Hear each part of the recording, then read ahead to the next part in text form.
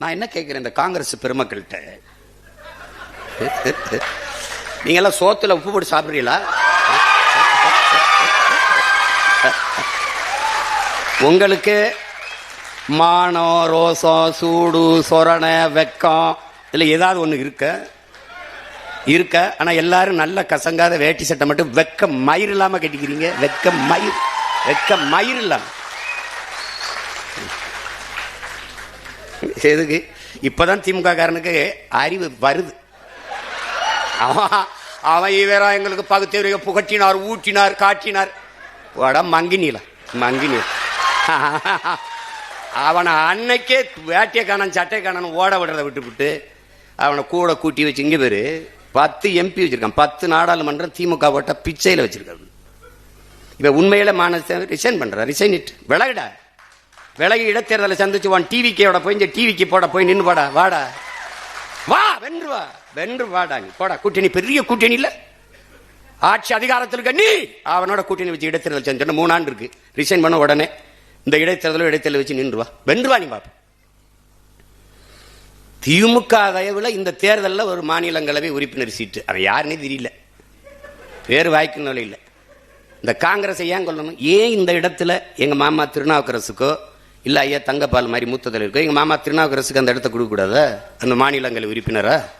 பேரை இன்னைக்கு வரைக்கும் எனக்கு ஞாபகத்தில். காலையில கூட கேட்டேன் எங்க அண்ணன்ட்ட, அண்ணன் அந்த யாருன்னு ஏதோ சொன்னாரு, தஸ்கோவிஸ்கி மாதிரி ஏதோ ஒன்று சொன்னாப்ல. அவர் நாக்பூர்ல வேலை செய்யறாரு, நாகாலாந்துல நல்லா வேலை செய்யறாரு. ஏன் ஊருக்கு என்ன வேலை செய்வார்? இந்த திமுகவால தேர்வு செய்யப்பட்டு போன நாடாளுமன்ற உறுப்பினர்கள் என் நிலத்திற்கு, என் மண்ணுக்கு, என் மக்களுக்காக பேசிய ஒரு வார்த்தை விடு. இந்த மாநிலங்களவை உறுப்பினராக சென்றவர் என் மண்ணுக்கு மக்களுக்குமாக என்ன பேசுவார்? இப்போது இந்த டிவிக்கு ஆட்சி இவர்களால் தேர்வு செய்யப்பட்டு இன்னைக்கு போயிருக்காரு ஒருவர் மாநிலங்களவை உறுப்பினர். இவர் மீதி இருக்கிற 2 ஆண்டுகளில் என்ன பேசுவார்? வாக்கு என்னது? என் மக்களுது. எப்படி இருக்கு இங்க பாருங்க. இந்த டிவிக்கு காங்கிரஸ் ஓட்டு இல்ல, இந்த காங்கிரஸ் வெல்வதற்கு டிவிக்கே ஓட்டு இல்ல. ஆனா தேர்தலுக்கு அப்புறம் 2 நல்ல ஓட்டு. எப்படி? 5 உறுப்பினர் வச்சா 2 அமைச்சர் வச்சிருக்கான். அதுல ஒரு மாநிலங்களவை வாங்கிட்டு போற. இந்த மாநிலங்களவை உறுப்பினர் திமுக வீட்டில் தட்டேந்து ஒரு சீட்டு, இந்த டிவிக்கு வீட்டில் தட்டேந்து, வீடு வீடுக்கு கையேந்தி பிச்சை எடுக்கிறது, இந்த வீடு கட்சிக்கு கட்சி தட்டேந்து இந்த சீட்டு வாங்குறதுக்கு வித்தியாசம் என்ன இருக்கு உனக்கு? நீ எதுக்கு இது ஒரு கட்சின்னு வச்சுட்டு பேசிட்டு இருக்க? நீ எதுக்கு ஒரு கட்சின்னு வச்சு பேசிட்டு இருக்க? நீ இது ஒரு கட்சி. இப்பதான் தெரியும் திமுகவுக்கு. அப்பவே ஒருத்தன் சொன்னானையா, கேட்கலையே. இப்போ போறவர்கள் பதவிக்காக போவார்கள், வேற எதுக்கு? மக்கள் உதவிக்காக போவார்கள். அவ்வளவு மகான்களா? புறா மகாத்மாக்களா? விலகு. எங்க ஊர்ல ஒரு மகான் வென்றிருக்காப்ல, ஐயா ராஜீவ் காந்தியுடைய சொந்த சின்னத்தா மகன், அருமைச்சவர் ராகுல் காந்திக்கு very close relation, Manik Thakur அவர் பேரு. அவரு தம்பி உதயநிதி கிட்ட கேள்வி கேட்கிறாப்ல, தமிழக முதலமைச்சர் மேகதாது அணைக்காக மோடி அவர்கள் பிரதமர் மோடிக்கு கடிதம் எழுதியிருக்கிறார், நீங்கள் ஏன் சைலண்ட் மோடுக்கு போனீர்கள்? இப்ப இது உதயநிதி நாடு ஒண்ணு மட்டும் இல்ல, இது ஏன் நாடு, இது என் உரிமை. மேகதாதில் அணை கட்டியே தீர்வேன் என்று சொல்பவன் எவன்? யாரு? காங்கிரஸா இல்ல வேற கட்சியா? அவன் யாரு?